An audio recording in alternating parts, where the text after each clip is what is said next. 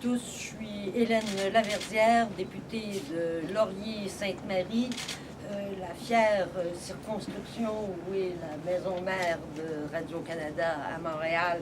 Et c'est vraiment, c'est un fleuron dont je m'enorgueillis sans cesse.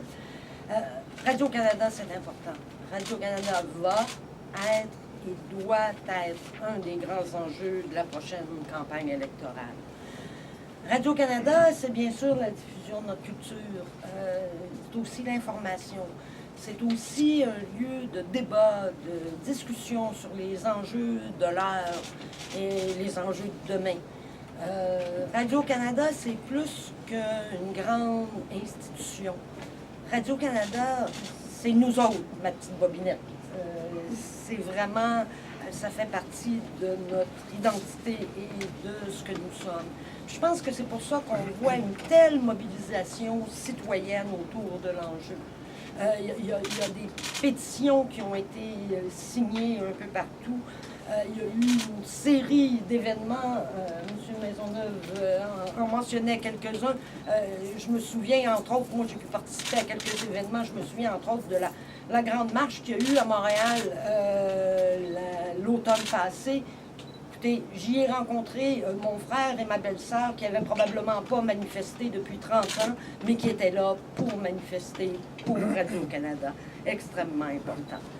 Les gens tiennent à Radio-Canada, mais Radio-Canada, malheureusement, souffre terriblement à cause des coupures successives que notre diffuseur public a subies depuis 25 ans sous les gouvernements conservateurs et libéraux. Mais je pense que Radio-Canada peut être certain qu'avec le NPD et Thomas Mulcair, ils ont trouvé un allié. Thomas Mulcair, justement, était au Lion d'Or en janvier dernier et a pris l'engagement d'annuler les dernières compressions de 115 millions à Radio-Canada. Et non seulement d'annuler ces compressions-là, mais d'assurer un financement stable et prévisible pour que les gens puissent faire leur travail. Et pour que les gens puissent faire leur travail aussi, s'assurer qu'on a un conseil d'administration impartial, non partisan, professionnel. Alors, je vais être très fière, un peu plus tard ce matin, de présenter une pétition en appui à Radio-Canada. Je sais que mon collègue Pierre Nantel, qui est porte-parole sur cet enjeu, mais ne pouvait pas être ici ce matin, va être là cependant pour présenter une pétition.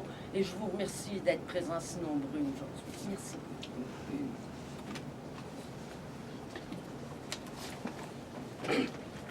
Monsieur Maisonneuve, Madame Laverdière, Monsieur Fortin, Mesdames et Messieurs, je pourrais prendre la minute qui m'est accordée à répéter les engagements du Parti libéral du Canada envers Radio-Canada pour redresser la situation.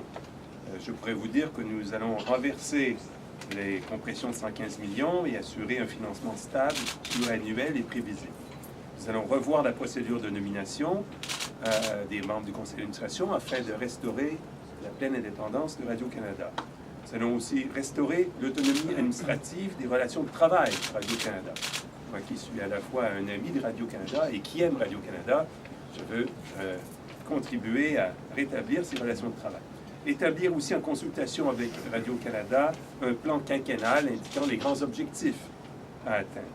Veiller à ce que sur les ondes de Radio-Canada, le contenu canadien soit prépondérant et diversifié comme ça doit l'être.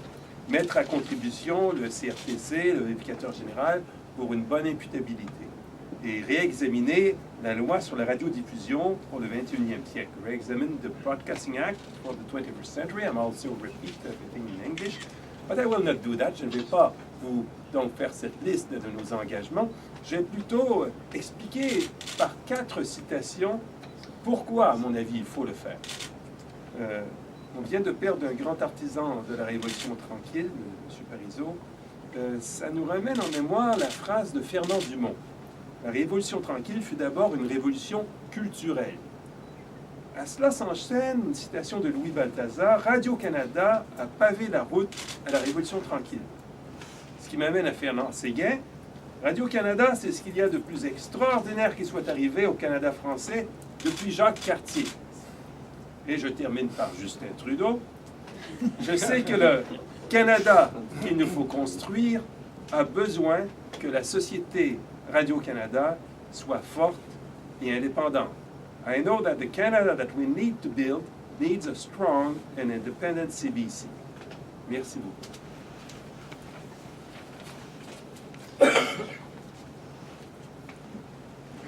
Alors bonjour. Je suis très heureux d'apporter mon appui aujourd'hui au mouvement de tous amis de Radio-Canada. La présence de mes confrères, consoeurs, prouve à quel point cet enjeu dépasse totalement les lignes partisanes. Il s'agit pour moi d'une question qui est fondamentale, c'est-à-dire le droit à l'information, une information de qualité. La vitalité régionale en dépend, la promotion de la culture québécoise, et c'est également une vitrine pour les artisans, pour les talents de chez nous. Alors, au nom de Force et Démocratie, je réaffirme clairement notre opposition, entre autres, aux attaques du gouvernement conservateur, du gouvernement fédéral, attaques répétées contre Radio-Canada, contre la mission et le mandat de Radio-Canada, contre la capacité de Radio-Canada de livrer ce qui est attendu de Radio-Canada, c'est-à-dire d'être capable de rendre compte de ce qui se passe chez nous, et particulièrement en 2015, il est aberrant de constater à quel point il y en a qui ne comprennent toujours pas l'importance d'avoir une information de qualité, une information libre de toute empreinte politique et d'être capable d'être bien informé. Pour des gens qui viennent d'une région comme la mienne, la Gaspésie, d'avoir accès à des informations de qualité, des informations régionales, ce n'est pas un luxe. En fait, c'est une condition essentielle à l'occupation de notre territoire, au fait de briser l'isolement, et ça participe également à la vitalité des communautés par le développement économique, environnemental, culturel des communautés, par le fait d'entendre parler de nous, d'entendre parler des nouvelles qui se passent chez nous et de faire en sorte que les autres entendent également parler de nous ailleurs. Donc, quand on s'attaque à cette capacité de Radio-Canada-là, d'avoir une couverture régionale de qualité, bon, on s'attaque directement à l'occupation du territoire, puis à notre vitalité, puis à la force que les régions peuvent avoir dans le développement de leur communauté. Donc, aujourd'hui, je sais que toutes les régions s'entendent pour dire qu'elles sont tous amis de Radio-Canada, que nous allons être derrière, encore une fois, le mouvement, et que nous le faisons encore aujourd'hui d'une manière totalement non partisane, c'est-à-dire en compagnie de d'autres collègues qui représentent à la fois le NPD et les libéraux, pour dire que nous sommes unis pour appuyer les revendications des employés de Radio-Canada, mais particulièrement la mission que doit remplir Radio-Canada. Merci. Alors, peut-être pour le mot de la fin, Mme Laverdière, je vous dirai, si vous abritez la maison de Radio-Canada, dépêchez-vous, parce que ce ne sera peut-être pas pour longtemps, elle est à vendre, la maison de Radio-Canada. Et juste un tout petit mot que j'aimerais vous dire. Moi, j'étais journaliste pendant toute ma vie, depuis 50 ans, et je suis apolitique, dans le sens que j'ai couvert la politique pendant toutes ces années-là. Mais ce que je souhaite, c'est que dans la campagne électorale, tous les partis politiques fassent de l'avenir de Radio-Canada leur tribune, que ce soit un enjeu extrêmement important. Et en passant, notre combat, bien sûr, il se fait avec notre sensibilité de francophone, mais il est aussi le même combat que pour Friends of CBC ou d'autres groupes au Canada anglais, parce que je pense qu'il est aussi important que CBC soit un réseau public de radio et de télévision comme Radio-Canada l'est. Et donc, c'est le même combat pour nous tous avec, comme je vous le dis, notre sensibilité francophone et surtout pour les régions à l'extérieur du Québec qui ont besoin de Radio-Canada. Pas de culture en Acadie sans Radio-Canada. Pas de culture pour les francophones en français sans Radio-Canada.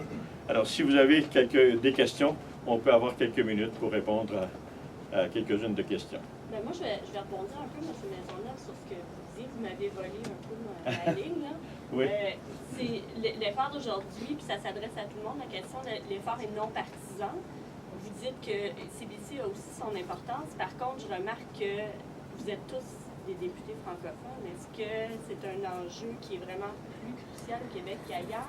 Comment expliquer, est-ce qu'il y a une forme d'indifférence ailleurs? Le plancher est ouvert pour Moi, peut-être quelqu'un veut... Moi, je vous réponds. Nous, tous amis de Radio-Canada, écoutez, quand vous coupez en Acadie... Oh, excusez-moi. Quand vous coupez en Acadie, vous créez des problèmes. Antonine Maillet nous a dit dans une rencontre avec des artistes au Nouveau-Brunswick, sans Radio-Canada, la Sagouine n'aurait pas existé. C'est Radio-Canada qui avait demandé à Antonine Maillet d'écrire la Sagouine et on sait le succès que ça a eu. Les francophones hors Québec aussi, qui ont exprimé leur inquiétude. Quand 3 ministres des provinces qui sont responsables de la francophonie nous demandent de nous rencontrer pour exprimer leur propre inquiétude, c'est donc dire que c'est à travers ce prisme-là que nous avons engagé notre démarche. Mais il y a des actions qui sont faites au Canada anglais. Et je vous dirais, on a toujours dit, même à tous amis de Radio-Canada, on a toujours dit qu'on est aussi préoccupés de la situation à CBC qu'on l'est à Radio-Canada. Mais vous comprendrez que les francophones hors Québec, par exemple, n'ont pas le même réseau de télévision en français que le monde anglophone. Et la compétition est peut-être plus forte pour CBC encore que pour le réseau français. Mais quand on coupe des demi-heures de bulletins de nouvelles en début de soirée dans les régions du pays, à ce moment-là, ça veut dire moins d'informations pour l'ensemble des gens. Madame, j'ai compris l'invitation comme étant celle des amis de Radio-Canada. Mais je suis sûr que c'est comme mes collègues aussi, j'ai souvent l'occasion d'être avec les amis de CBC. Et d'ailleurs, j'encourage les deux à travailler ensemble le plus possible. Je pense que c'est la meilleure façon d'arriver à réussir. Notre parti est à l'écoute des deux branches de notre grande maison, notre grand diffuseur public, l'anglophone comme la francophone. Quand elle se porte bien, d'habitude, c'est qu'elle se porte bien toutes les deux. Et quand ça va mal pour toutes les deux. Et en ce moment, ça va mal pour toutes les deux. Vous avez parlé de danger. Ben oui, allez-y. Non, mais Bon, c'est bien non, d'ajouter, puis je vais ajouter une question après. Tout à fait, simplement pour dire qu'effectivement, c'est un enjeu qui préoccupe les citoyens, je pense, d'un océan à l'autre et à l'autre, mais qu'on a accepté ce matin l'invitation. Vous parliez d'enjeu électoral. Est-ce que vous pensez que, premièrement, ça va réellement en être un pendant la campagne? Et puis, est-ce que ça pourrait faire dérailler, d'après vous, les efforts des conservateurs au Québec pour essayer de faire des gains de sièges? Écoutez, il y a beaucoup de choses qui peuvent faire dérailler les efforts des conservateurs au Québec, mais ça, je pense que c'est effectivement un enjeu important. Je parlais de la manifestation à Montréal. On voit que les gens sont préoccupés par le sujet. Puis il y avait vraiment des gens de tout âge, de tout partout.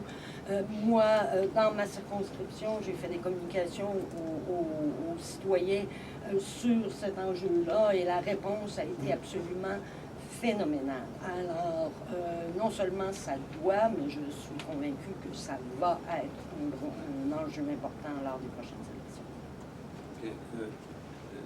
L'absence d'un collègue ou d'une collègue du Parti conservateur est à déplorer. Idéalement, notre diffuseur public ne devrait pas être un enjeu partisan. Ce sera un enjeu de la campagne, mais l'objectif de mon parti, c'est qu'après la campagne, on sorte la partisanerie du conseil d'administration, on sorte la partisanerie de la vie de Radio-Canada et que ce soit une institution indépendante, et que ça soit pleinement resto. Très simplement, la démocratie est un enjeu électoral. Et puis, l'accès à l'information est primordial lorsqu'on parle de démocratie. Alors, il est important que tous les partis puissent se compromettre, que tous les candidats de toutes les formations, au Québec et ailleurs, à propos de l'amour qu'ils ont de la démocratie et de l'accès libre à l'information. Moi, je vous dirais, si on n'en parle pas, vous savez, c'est extrêmement difficile pour les gens de savoir ce qui se passe à Radio-Canada. Le vice-président de Radio-Canada disait devant les retraités de Radio-Canada la semaine dernière, c'est impossible aujourd'hui de faire de la production interne. Où est-ce qu'on va la faire, la production, si on ne la fait pas à l'interne à Radio-Canada? Les créateurs viennent et vont ailleurs. Et donc, l'esprit de Radio-Canada, si on ne l'a même pas à l'intérieur de la maison de Radio-Canada, là, nous avons un problème. Mais il faut qu'on en parle pour que les gens prennent conscience. Vous savez comment les gens ont pris conscience du grave problème? Quand on a fermé le costumier. Pourquoi? Parce que ça disait aux gens une chose très précise. Ça disait, pas de costume, pas d'acteur, pas d'émission. Et c'est là que les gens ont compris que Radio-Canada cédait le pas totalement au privé pour la production de ses émissions. Et c'est pourquoi les choses doivent être expliquées simplement aux gens. Et moi, ce que je vous dirais, ce que je souhaite, c'est que tous les partis politiques, ils ne seront pas d'accord sur mais que tous les partis nous disent ce qu'ils ont, ce qu'ils pensent de Radio-Canada CBC. Et ça, je le souhaite, et on va les écouter, en tout cas pendant la campagne électorale.